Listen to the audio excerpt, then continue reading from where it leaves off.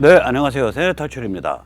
지금 우편 투표와 직접 사전 투표, in-person early voting, 미국에서 여기서 격전지에서 트럼프가 전혀 밀리지 않고 있습니다. 오하이오 같은데, 미시간 같은 데는 이건 트럼프가 확실히 이제 승세를 잡은 걸로 보입니다. 왜냐하면은 지금 우편 투표에서 그 자기 당을 이렇게 쓰게 되어 있거든요. 신청할 때. 그러니까 이제 민주당 쪽으로 받아간 투표지가 있고 그 공화당 쪽으로 받아간 투표지가 있는데 별로 그렇게 차이가 안 나요. 오하이오, 미시간 이런 데서. 게다가 이제 이런 그 격전지에서는 힐러리 때 보면 민주당원으로 돼 있는데 이 트럼프 찍은 사람들이 많아요. 그러니까 민주당으로 받아간 사람들이 다 100% 트럼프 찍고 공화당 사람들이 다 100% 아니 민주당 사람들이 다 바이든 찍고 공화당 사람들이 다 트럼프 찍었다 그래도 이게 그 안 밀리는 판인데 이 민주당 쪽에서 민주당으로 투표지를 받아가 놓고 트럼프를 찍은 사람들이 덜어 있기 때문에 우편 투표에서조차도 별로 밀리는 것 같지 않다. 뭐 이렇게 나오고요. 펜실베니아는 우편 투표에서 많이 밀리는데 여기가 그 직접 사전 투표가 없습니다. 펜실베니아가. 그래서 결국은 이제 그 여기서는 펜실베니아에서 무슨 현상이 일어날 거라고 이제 말이 되냐면은 그 이제 그 당일날 이 트럼프 지지자들이 어마무시하게 나갈 것 같다. 그런 얘기가 돌아요.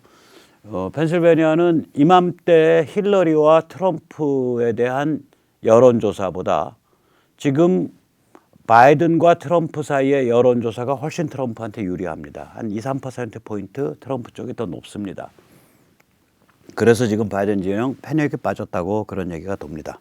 조중동도 눈치 보면서 트럼프가 뭐 역전이네. 역전은 무슨 역전이에요. 처음부터 구도가 그렇게 잡혀 있었죠. 자, 먼저 자율구독료 말씀 좀 여쭈고 이러한 사정이 앞으로 세계를 어떻게 뒤흔들게 될 것인지 한번 오늘 우리가 지구를 우주 밖으로 나가서 이렇게 좁혀놓고 한번 살펴보기로 하겠습니다. 신한은행 140-012-108-493 주백모 프로덕션 자율구독료 많이 부탁드리고요. 그리고 지금 트럼프의 전쟁을 주문해 주시면 조만간 이 책이 나왔을 때 백모가 한 분 한 분께 서명해서 직접 보내드리도록 하겠습니다. 많이들 주문해 주십시오. 이제 조금 있으면 이거 광고판 내립니다. 자, 이제 다시 복귀를 해서 이 이야기는 저의 용어입니다. 가치주권 파퓰리스트. 그러니까 Value Oriented Sovereign State. 그러니까 보스죠. 가치지향 주권국가를 강화하려고 하는 파퓰리스트 운동, 자유보수 파퓰리스트 운동. 그래서 가치주권 파퓰리스트. 이게 제 용어인데 제 용어인 만큼 제가 마음대로 한 번 더 계속해서 강조를 할게요. 이 두 개의 세계 시스템이 충돌하고 있습니다. 하나는 뭐냐면 글로벌리스트, 즉 금융자본이나 전문 지식으로 중무장한 엘리트들이 세계를 주무르면서 겉으로는 UN이나 WHO 같은 글로벌 관료기구를 띄워놓고 실제로는 자기들이 하나하나 제국을 만들어가는 글로벌 제국을 만들어가는 구글 글로벌 제국, 트위터 글로벌 제국, 페이스북 글로벌 제국, 그 다음에 골드만삭스 글로벌 제국 뭐 이런 식으로 자기들이 하나하나 그 글로벌 제국을 만들어서 그 아주 잘 나가는 사람들이 세계를 조물락조물락거리는 그리고 각 나라는 좀 대충 망가져도 상관없는 뭐 이게 이제 대충 이제 글로벌리스트가 이 세계를 끌고 가고자 하는 방향입니다. 반면에 가치주권 파퓰리스트는 이 힘 있는 자들을 다 그 자들이 속한 주권국가 안에서 책임을 지우는 방식이에요. 그 주권국가 안에서 책임을 묻겠다 이거. 예를 들어서 지금 미국이 어저께 구글을 반독점법으로 이제 기소를 했습니다. 구글이 이제 대충 많이 걸리는 게 안드로이드 OS 있죠. 그다음에 검색 있죠. 그다음에 이메일 있죠. 그리고 유튜브 있죠. 이 구글은 이걸 다 엮잖아요. 이 다 엮은 게 말하자면은 이제 반독점에 걸린다 이렇게 되는 거죠. 이거 제대로 가면 한 2개에서 3개 회사로 빠개지게 됩니다. 앞으로 구글은 작살나는 수 있습니다. 그다음에 이제 이런 식이죠. 그러니까 가치주권 파퓰리스트 관점은 그 본거지가 되는 그 주권국가에서 인류 보편의 가치에 따라서 책임을 묻고 그 합당하게 처신하도록 만들겠다. 예를 들어서 주권국가가 다 약화되면요, 소로스 같은 사람은 천국이죠. 그게 글로벌리스트의 관점이에요. 저는 참고로 프리메이슨이니 일루미나티니 이런 말은 잘 안 씁니다. 왜냐? 그런 말은 사회과학에 없거든요. 정치학에 없어요. 그 말이 틀렸다 맞았다 전 관심이 없어요. 그 관점에서 보실 분은 그 관점에서 보십시오. 이걸 악의 세력이라고 부르실 분은 부르십시오. 저도 다른 의미에서 그걸 악이라고 부릅니다. 이불해요. 진짜 사악해요. 그러나 가급적이면 저는 세속 언어로 얘기를 하고자 합니다. 그래서 쟤들의 글로벌리스트, 그 다음에 쟤들이 말하는 뉴 월드 오더, 그러니까 신세계 질서, 이건 자기들 문헌에 드러나 있어요. 문건에. 책도 나와 있고 논문도 나와 있고. 그래서 저는 그 이름으로 부릅니다. 참고로 트럼프의 올해 그 8월 달에 발표된 공약집에 보면 간단해요. 공약이. 딱 정리됐을 때 워싱턴 스왑프라는 용어가 나옵니다. 즉 워싱턴의 언론계, 그다음에 관료계, 그다음에 정계, 이 사람들이 딱 그 알만한 사람들끼리 서로 친구 먹고 서로 이렇게 드나들면서 어울리는 그들만의 리그. 그 워싱턴 스왑프죠. 워싱턴 늪. 그거를 상대로 싸우겠다는 얘기 나오고, 그다음에 글로벌리스트를 상대로 싸우겠다는 얘기 한 두세 번 나옵니다. 그 용어가 이제 정식으로 쓰이고 있는 거예요. 자, 그래서 이 두 개의 세계관, 즉 세계를 글로벌리스트들이 이렇게 이끌어 가야 된다. 그래서 각 주권 국가를 약화시켜야 된다. 특히 미국과 서유럽에 잘 나가는 그런 그 선진 주권 국가들 다 약화시켜야 된다. 뭐 이게 이제 그들의 세계, 그들의 바라는 세계고요. 우리 같은 사람들은 아니다. 이 잘 나가는 사람들도 하나하나의 국가 안에서 책임을 지게 만들어야 된다. 그리고 그 국가들은 개인, 자유, 진실 존중, 민주주의, 시장 이런 현대문명의 핵심 가치를 향해서 계속 강화돼 나가는 그러한 주권 국가가 돼야 된다. 이게 저희들의 관점이죠. 그래서 이 두 개의 그 세계를 어떻게 운영해야 되는가, 혹은 세계가 어떻게 돌아가야 되는가에 대한 두 개의 관점이 충돌하고 있는 겁니다. 그 중에서 이제 친중 글로벌리스트들은 지난 30년간 지능적으로 네트워크를 만들어 왔죠. 그래서 중국을 이용한 주권국가 약화 이 전략을 택했고요. 이 뭐 무시무시합니다. 학계도 이 사람들이 장악했고, 엔터테인먼트, 할리우드 이 사람들이 장악했고요. 구글, 페이스북, 트위터 이 사람들은 빅텍은 이 사람들의 아주 그 핵심 그 요소죠. 그다음 워싱턴 스왑프, 언론, 고급 관료, 정치계 인사들로 이루어진 그들만의 리그. 이거 이제 그들의 이제 핵심 리그죠. 그래가지고 이 자들은 이제 그 철학적 관점에서는 해체주의죠. 그러니까 각국의 전통적 가치, 도덕 다 무너뜨리고, 종교적 그런 신념 다 무너뜨리고, 진실 거짓에 대한 구분 무너뜨리고, 선과 악에 대한 도덕 감정 다 무너뜨리고, 옳고 그름에 대한 시비 판단 기준 다 무너뜨리고.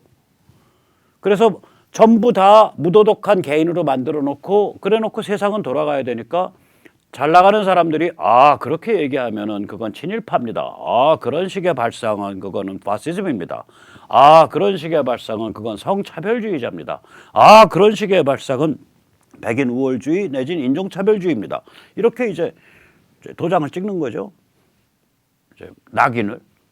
그렇게 낙인을 찍어 놓으면 이제 사나운 이제 따뻘대 같은 그 삼류 언론쟁이들, 그리고 이제 일반 폭도가 거기에 돌판 매질을 하는 거죠. 그렇게 해서 이제 얼레벌레 군기 잡아가면서 이끌어 간다 이거예요. PC는 정치 위선 낙인질 군기 반장질입니다. 자, 그래 놓고 이제 특히 힘을 쓰는 그 서유럽의 강력한 주권국가, 또 미국 주권국가를 약화시키기 위해서 죄책감을 드립을 치죠. 서유럽의 식민 시대를 거치면서 얼마나 백인 우월주의와 인종차별주의에 의해서 우리가 서유럽이 또 우리가 미국이 얼마나 전 세계에 못할 짓 해왔습니까? 이제 깊게 반성하고 무릎 꿇고 대가리 땅에 쳐박고서 죽었다 하고 지내야 됩니다. 이러한 죄책감을 가지는 사람이야말로 진보요, 개념이요, 개방적인 사람입니다. 죄책감이 인격이요. 아니, 자기 할아버지 때 있었던 일이고, 또 그 일의 대부분이 일방적이지 않은 경우가 많아요. 예를 들어서 아메리칸 인디언들은 학살에 의해서 죽은 게 아니라 실제로는 균에 의해서 죽었단 말이에요. 폐렴, 독감. 대부분이 그걸로 죽었고요. 그 다음에는 저기 언제 많이 마찰이 일어났냐면 링컨 때 대륙관통 철도가 놓이죠. 정확하게는 아이오와에서 샌프란시스코까지 놓입니다. 그러면서 그 중서부 미드웨스턴에 자영농이 쫙 백인들이 들어가면서 이제 생태계를 가지고 인디언들이랑 마찰이 일어나는데 그 와중에서도 실제로는 상당수는 인디언과 인디언 사이에 그 투쟁에 의해서 죽었어요. 이걸 뭐라 그러겠냐고요. 흑인 노예제도 오케이, 흑인 노예제도 잘못된 거죠. 돈에 미쳐가지고 황당한 노예제도를 운영한 거죠. 그리고 흑인 노예는 누가 잡아다가 공급해줬냐? 흑인들이 잡아다 공급해줬어요. 흑인들이. 그러니까 이 어떤 이 흑인 노예제도 운영 과정을 보면 그 흑인 노예 공급서부터 운영까지 그 플란테이션 운영까지를 보다 보면 백인의 특별한 사악함이 아니라 인간이란 존재 전체의 사악함을 느끼게 된다고요. 흑인 노예제도의 책임의 100%가 백인한테 있는 게 아니에요. 그 돈 몇 푼, 위스키 한 병, 빛깔나는 단검 한 자로 얻으려고 옆에 부족, 옆에 마을 쳐들어가서 죽여갖고 무력화시킨 다음에 꽁꽁 묶어서 내다 판 거 아니에요. 이거죠. 그 다음에 이제 이자들은 이렇게 이제 해체주의, 그 다음에 PC, 정치위선 낙인질, 죄책감 불러일으키기 이런 짓을 하면서 이제 한 사반세기를 이제 지배를 해왔단 말이에요. 그러다가 2016년에 이제 트럼프한테 쥐어 터져가지고 느닷없이 습격당해서 이제 권력을 하이제킹 나간 거예요. 이자들 관점에서 보면. 약이 오르니까 극절한 결합을 한 거예요. 버니 샌더스와 결합하고 안티파와 결합하고 민주사회주의 연맹 DSA랑 결합을 했어요. 그리고 BLM을 저질렀고. 이게 이자들의 그거죠. 반면에 우리 같은 사람들이 지지하는 가치주권 파퓰리스트는 뭐냐. 아까도 말씀드렸듯이 현대문명의 핵심 가치를 주권국가에 담아낸다. 그래서 트럼프 같은 경우에 2016년에 기습작전해 갖고 권력을 잡았다고요. 그리고 계속 강화시켰어요. 자, 계속 강화시켜가는 과정에서 지난 2016년부터 지금까지 거의 5년 동안 무슨 일이 벌어지고 있는 거냐. 언론, 지식인, 고급 관료, 정당, 빅텍 다 짜고 그다음에 할리우드 다 짜고서 죽이겠다고 덤벼든 거예요. 그러니까 일반인의 관점에서 보면 올바른 선택에 도달하는 과정이 깨진 유리 조각이 쫙 깔려 있는 바닥을 맨살로 박박 기는 거랑 똑같은, 비유하자면. 그래서 그 사람들이 이렇게 표현해요. I crawl over broken glasses for Trump. 나는 깨진 유리 조각이를 맨살 드러난 이걸로 피 철철 흘리면서 박박 기어갖고 그리고 파퓰리스트 운동, 자유보수 파퓰리스트 운동에 함께한다. 이런 느낌을 이 사람들이 다 갖추게 됐다고요. 즉 식견과 투지와 조직으로 중무장하게 됐어요. 민초가. 이게 정말 부러운 거예요. 대한민국에요. 이 정도의 식견과 투지와 조직으로 중무장한 사람들 10만 몇만 있으면 쟤들 끽소리도 못하고 전부 무릎팍 꿇립니다. 전라도 말로 무릎팍 꿇립니다. 무릎 꿇립니다. 자, 여기 이제 여기까지가 제가 이제 어제 그제 드린 말씀이죠. 어제랑 이제 그 금요일 날. 그런데 우리가 이제 지구를 한번 딱 보자 이거. 지구를 보면 저기 제일 중요한 데가 하나 있네. 유럽이죠. EU. EU에서도 이 반글로벌리즘, 엔타이글로벌리스트 운동이 살벌합니다. 그런데 좀 같은 듯 달라요. 영국은 미국이랑 굉장히 유사한 데가 있어요. 영국은 브렉시트죠. 영국은 이 참 영미간의 그 이상한 그 마치 누군가 기획한 것 같은 그런 싱크 현상이 있습니다. 영국에서 대처가 등장하고 몇 년 지나지 않아서 미국서 레이간이 등장했습니다. 그래서 제가 이제 그때 한국일보 기자인데 제가 이제 손 빨갱이 같은 생각하고 밤중에는 진짜 막스 레닌주의 혁명운동한다고 돌아다니는 그런 위장 취업 기자입니다. 그 당시에는 한국일보가 제일 잘 나가는 신문이었습니다. 믿거나 말거나 85년도에. 그때 제가 이제 그 외신부에 있으면서 뭐 1년 차나 되죠. 글을 하나 썼어요. 그때 레이간에 대해서 글을 쓸 때 뭐라고 썼냐. 제가 쓴 글이 이렇습니다. 레이간이 있기 전에 대처가 있었다. 이것은 보수주의 흐름인데 미국의 보수주의 흐름이 어느 정도 힘을 받을지는 대처리즘이 어느 정도 기세를 떨치고 어떻게 영국 사회에 영향을 미치는지를 보면 미국의 레이가니즘이 어떻게 기세를 떨치고 영향을 미치는 것을 가늠할 수 있다. 그렇게 썼어요. 나중에 전해 들었는데 그걸 이제 삼성 그때는 돌아가신 이병철 회장께서 이제 있을 때인데 그 삼성 기획실에서 그걸 보고 이병철 회장한테 보고를 해서 이병철 회장이 딱 보고 야 이걸 쓴 놈 누구야? 박성현이라는 사람이야? 야 엄청난 대기자인가 보다. 야 연락해봐. 그 저기 뭐야 그 밥 한번 먹으면서 얘기 좀 하게. 연락을 했더니 이제 수습 막 된 새내기야. 됐다. 제가 지금도 그래서 그 글에 대해서는 비록 빨갱이일 때 썼지만 지금도 자부심을 갖고 있습니다. 원고지로 한 8매쯤 되는 칼럼이었는데요. 그래서 이 영국과 미국이 이렇게 저거 현상이 있어요. 그 싱크 현상이. 영국에서 대처가 나오고 얼마 지나지 않아서 미국에서 레이간 보수주의가 나왔고요. 2016년에는 정확하게 같은 시점입니다. 트럼프가 나올 때 영국서는 브렉시트가 벌어졌습니다. 그런데 영국을 제외하고 다른 유럽을 딱 보면 유럽 대륙을 보면 조금 미국과 결이 달라요. 일단 프랑스는 이걸 누가 이끌고 있냐? 르펜 공화당이 이끕니다. 굉장히 사나운데요. 굉장히 사납고요. 민족주의적이라고요. 그냥 애국주의가 아니라 민족주의, 오리지널 프랑스인. 북구에서 보면 덴마크 포함 여기는 좌파도 EU의 무책임한 개방형 이민 정책에 반대합니다. 우리 쪽으로 자꾸 아랍인들 아프리카인들 밀어넣지 마라 이거예요. 중동인들 아프리카인들 밀어넣지 마라 이거예요. 폴란드는 뭐냐면요. 여기는 EU 때문에 덕을 봐요. 왜냐하면 다른 나라 가서 취직할 수 있고 또 폴란드가 비교적 그 임금이 싸니까 이제 이쪽에 제조업이나 이런 게 많이 들어오겠죠. 그래서 EU 때문에 덕을 봐요.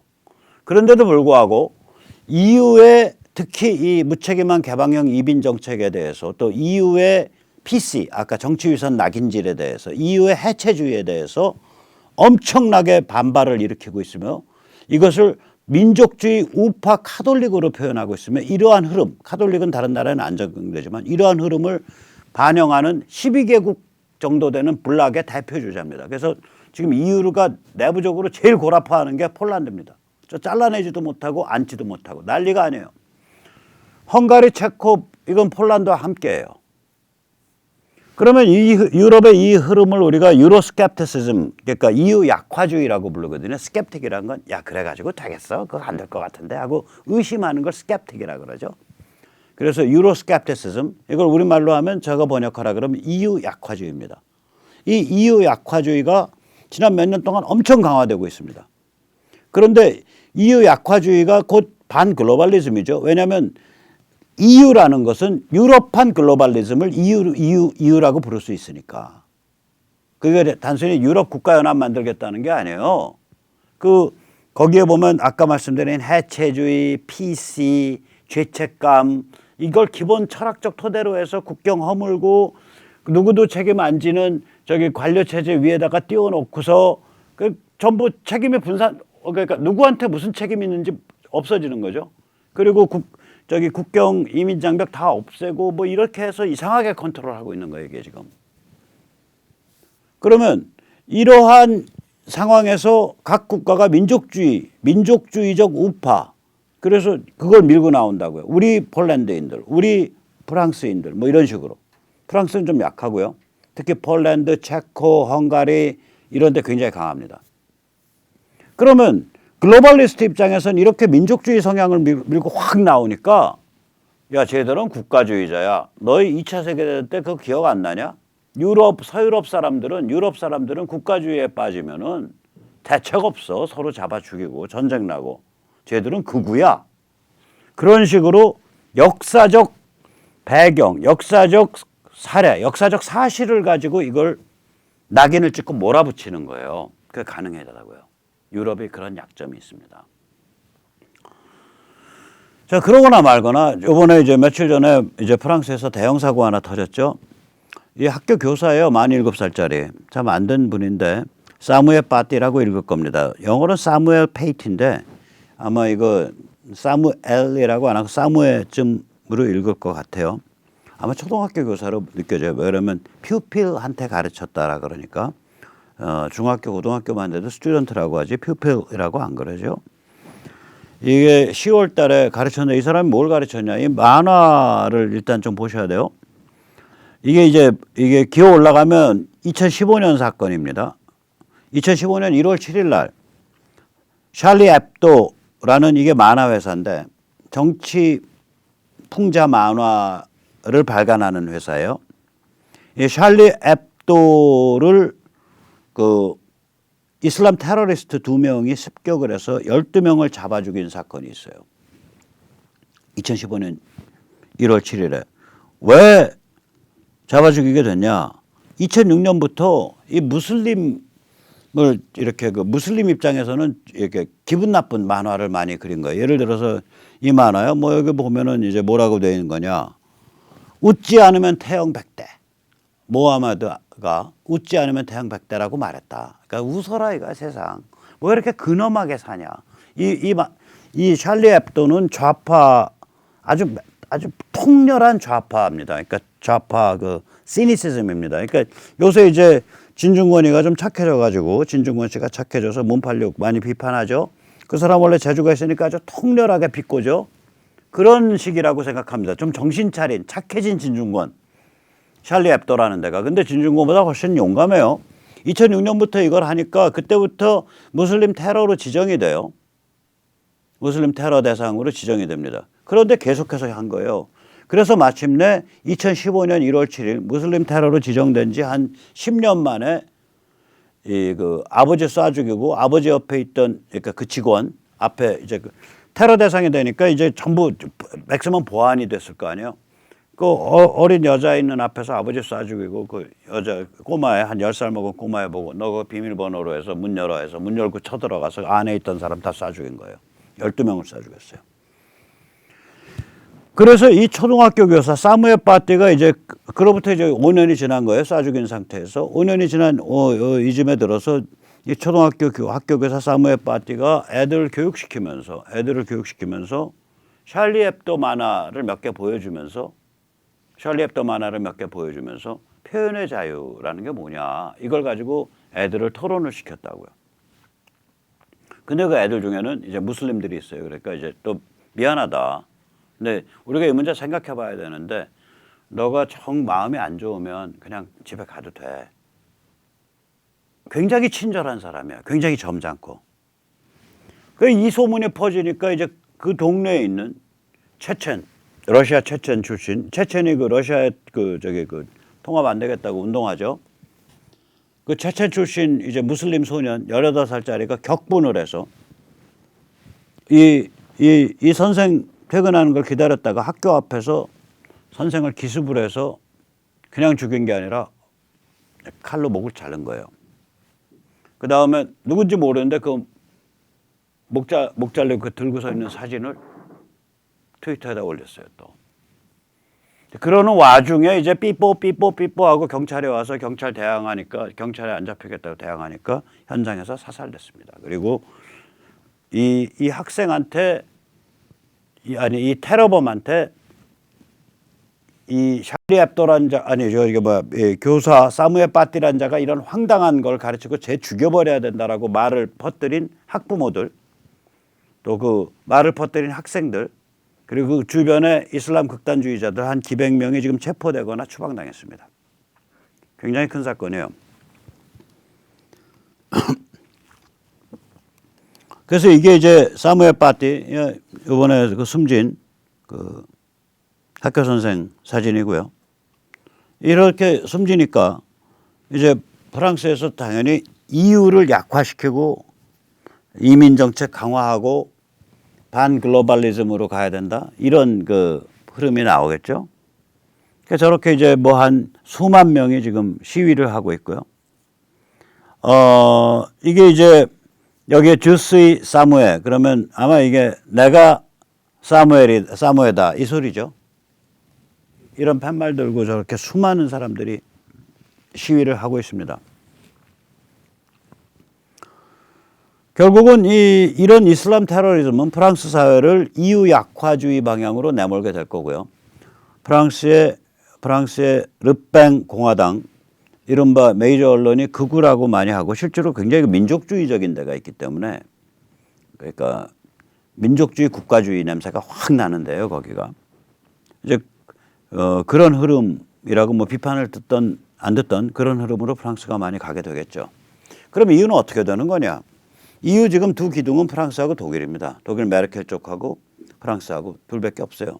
프랑스가 약화되면 이유 깨지는 거예요, 이번에. 깨지는 거예요. 지금 깨지는 길로 가고 있는 거예요. 그러니까 이유가 완전히 없어지지는 않지만 뭐 각 국가별로 국경 통제하고 각 국가별로 이민 입국 통제하고 뭐 이런 시스템으로 가게 될 거예요, 이게. 그 이유가 그냥 이제 그 통화를 같이 유로라는 통화를 같이 쓰고 그다음에 뭐 이제 영내 국가 간에 무역 관세가 없고 이런 선에서 그다음에 또 국가 간의 협력 프로젝트 몇 개 잘 하고 그다음에 뭐 특허라든지 지재권이라든지 이런 걸 EU 전체로 컨트롤하고 그다음에 뭐 약품 사용 허가 뭐 이런 거요. 미국의 FDA가 하는 거, 식약청 이런 거 EU 전체가 하고 그렇게 부분 통합을 해 나가되 큰 틀에서 한 국가의 범위는 고스란히 유지되는 거고 그 각 민족의 정체성은 고스란히 유지되는 그런 방향으로 EU가 수그러들 거라고요. 그게 유로스캡틱이 주장하는 방향이거든요. EU 약화주의자. 지금 EU는 그게 아니라 완전히 하나의 국가가 되겠다고 난리를 펴왔었어요. 이렇게 하나의 국가가 되겠다고 난리를 펴오면서 이제 아랍도 받아들여 어디도 받아들여. 근데 이제 EU 중에 어느 하나라 들어가면 다른 나라 다 통과하거든요. 근데 나중에 보니까 이게 테러리스트야. 그래서 추방하려고 하면 얘가 어디 있는지 모르는 거예요. 추방이 안 되는 거예요. 그러니까 결국 불법 체류가 난리가 아닌 상태가 돼요. EU가. 지금 EU가 그런 상태입니다. 영국이 브렉시트 튀어나온 것도 야, 그 불똥을 우리 영국에 왜 넘겨? 우리는 노 땡큐 우리 괜찮거든 하고 영국이 튀어나와 버린 거예요. 그러면 이제 이러한 분위기에서 누가 반발을 하냐? 동구권이 제일 세게 반발해요. 왜냐? 자, 보세요. 동구는요. 일단 자, 폴란드만 해도요. 자, 폴란드가 자기는 제대로 된 폴란드란 국가를 운영한 게 18세기 후반이에요. 그러고 나서는 러시아의 일부로 병합되고 프러시아의 일부, 독일의 일부로 병합돼요. 주로 러시아 일부로 병합이 돼가지고 폴란드가 언제까지 간 거야? 세계제 1차 세계대전까지 갔죠. 그 세계제 1차 세계대전 때 1차 세계대전 끝나고서 1930 몇 년까지 한 20년 반짝 국가를 만들었다가 그 다음에 나치에 점령당하죠. 그러면 2차 세계대전 때 나치 내내 점령당하거든요. 1939년에서 45년까지. 나치 점령당한 다음에 그럼 제대로 된 현대적 주권국가 만들었냐? 아니죠. 소련의 위성국가죠. 그럼 폴란드는 언제 그럼 제대로 숨쉬기 시작한 거야? 폴란드 역사상이요.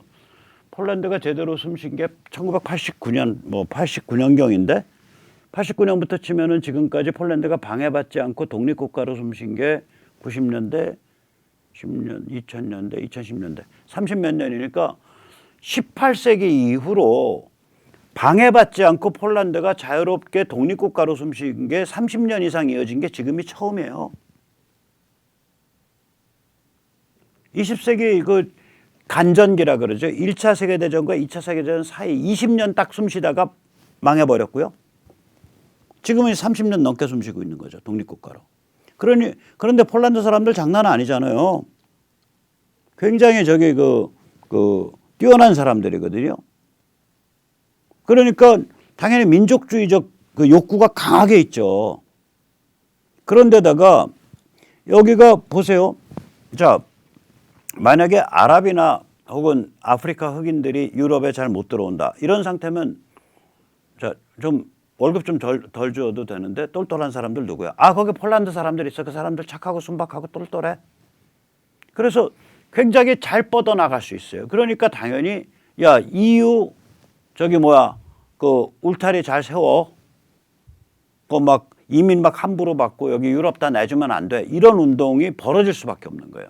하나 첫째. 두 번째로 여기가 EU 소속 국가니까 EU로 입국을 하면 폴란드까지 막 이제 막 그 아랍 사람들, 아프리카 사람들이 밀려든단 말이에요. 그럼 폴란드가 이게 이제 아직 힘이 약한 중진국 정도니까 이걸 감당이 안 되는 거예요. 사회가 몸살을 하는 거예요.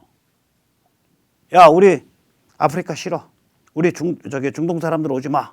그래서 배타적인, 그러니까 말하자면 서유럽의 다른 프랑스 같은 나라 입장에서 보면 배타적인 입장을 원한다고요. 그래서 폴란드 개기는 거예요. EU랑 상관없이 개겨요. EU가 뭐라고 정책하건 말건 자기들도 밀어붙여요. 근데 EU가 폴란드 드러낸다는 게 폴란드 드러내면 동구 국가들 다 드러나게 되거든요. 이게 동구 국가의 일반적인 그 욕구기 때문에 그럼 EU가 아니게 되죠. 까 골아픈 지금 그 상황을 돼 있어요. 이 폴란드가 아주 골칫덩어리예요. EU 글로벌리스트 입장에서 보면 잘하고 있는 겁니다. 근데 여기는요 좀 컬러가 달라요. 미국 쪽이랑 이 반 글로벌리스트 파퓰리즘 운동이 여기는 카톨릭을 엄청 내세웁니다. 어느 정도 카톨릭이 세냐면 진짜 카톨릭 교리대로요.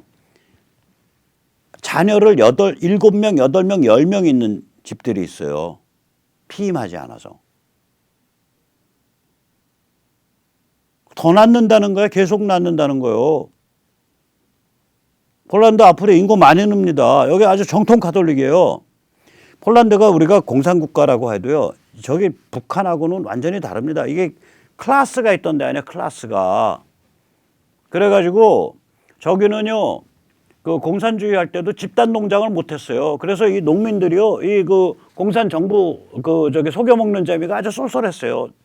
아 우리 노동자, 농민, 근로인민의 우리 진보적 정부는 농민으로부터 비싼 값으로 우유를 사서 도시에 싸게 팝니다. 그러니까 농민들은 아 좋습니다, 좋습니다 하고 우유를 팔어. 그래놓고 도시로 달려가 우유를 사.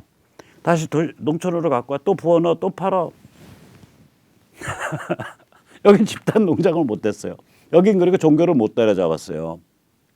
폴란드가. 동구에서 집단 농장한 데가 거의 없을 거예요. 그중에서 종교를 제일 못 때려잡은 데가 폴란드예요 또. 그러니까 여기가 숨을 쉬고 산 데란 말이에요. 그전에도 공산 체제 아래서도 저 극악무도한 김일성 영생교랑은 달라요.